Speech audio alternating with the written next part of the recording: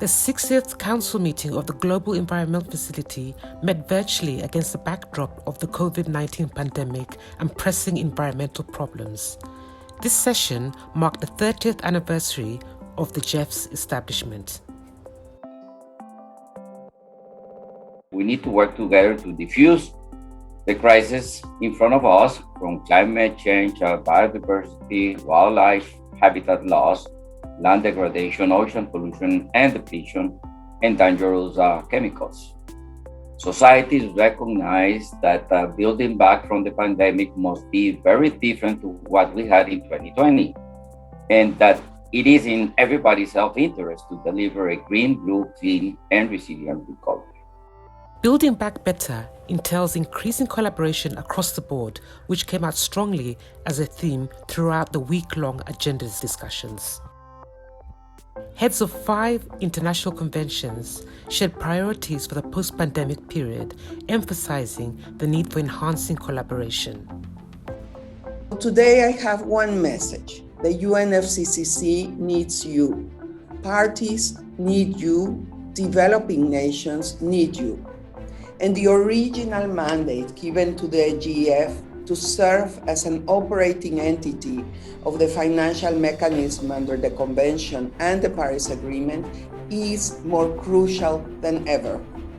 The synergies agenda should be a new normal in GEF aid programming. We cannot continue to work in silos. GEF will also have an important role in stimulating integrated approaches to implementation, cutting across all its focused areas. Enhancing collaboration envisages better engagement with civil society. The GEF Civil Society consultation took place just before the Council meeting. It was an opportunity to discuss the role of Indigenous peoples and local communities in enhancing climate resilience as well as other environmental goals. In June 2022, alongside the GEF Assembly, the Civil Society Forum will be held with a different format. Changes will also be made to the upcoming consultation in December. It is proposed, first, that the GEF consultations with civil society and Indigenous people and local communities will focus on engaging youth and addressing the role of young people as advocates, as leaders, as innovators in solutions, in proposing solutions to the environmental challenges that our planet faces. GEF projects under the approved work program are set to benefit more than 18 million people while generating environmental benefits. It's a work program that will put more than $250 million of GEF funds to work for the global environment. It is expected to mobilize an additional $2.6 billion in funds in indicative co-financing. And this is important because these resources are resources that will be deployed around the world for actions like reducing mercury use in artisanal gold mining, protecting our ocean's natural capital, and continuing to support reporting under the Paris Agreement. So quite happy that we were able to approve this. The Biden-Harris administration is very much focused on climate first and foremost, but also the related issues of environment and biodiversity and nature that we talked about.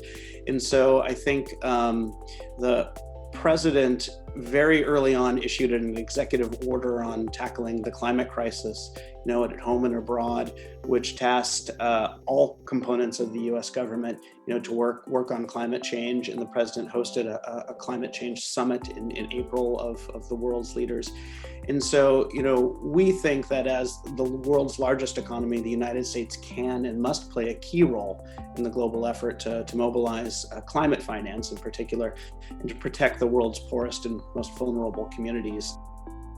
Now we will continue to section C, and we will consider the long-term vision and collaboration between the Green Climate Fund and the Global Environment Facility. Very interesting development was the approval by the Council of a long-term vision for collaboration with the Green Climate Fund, and also pointing to collaboration with other similar funds that are active in this space as well. No one can do this alone. And collectively, we're stronger. Collectively and coordinated, we will make our investments look much more coherent, less duplicative, and synergistic. The two institutions have differences and unique strengths that can complement each other. So it is important to understand the respective focus and priorities of each institution to articulate differences to minimize potential duplication. The Least Developed Countries Fund is the only dedicated source of climate adaptation support for the least developed countries. More than $60 million from this fund was approved for urgent climate adaptation projects in Bhutan, Central African Republic, Eritrea, Kiribati, Lesotho, Somalia, and Timor-Leste, which brings the total portfolio to over $2 billion over the last 20 years. The LDCF is very important to us, and we consider this as our fund, the only fund dedicated to support the LDCs, where we don't have to compete with other developing countries that are more capable. We value and trust the modality of equity in resource allocation that ensures delivery of LDCF to all LDCs. We believe that by this time next year, we will have agreed on a very solid, ambitious, and well-resourced replenishment cycle that we can start this coming July of 2022, and that we will be much more equipped to dealing with this problem along with our partner agencies, other funds, the private sector, civil society, and indigenous peoples. And in recent months, there has been a steady drumbeat of more calls for sustainability from the influential financial investors, shareholders, and big businesses. Last but not least, new youth movement and civil society campaigns are galvanizing public support for the planet. In this context, the GEF is in the best possible position to be a positive agent of change for this great transition.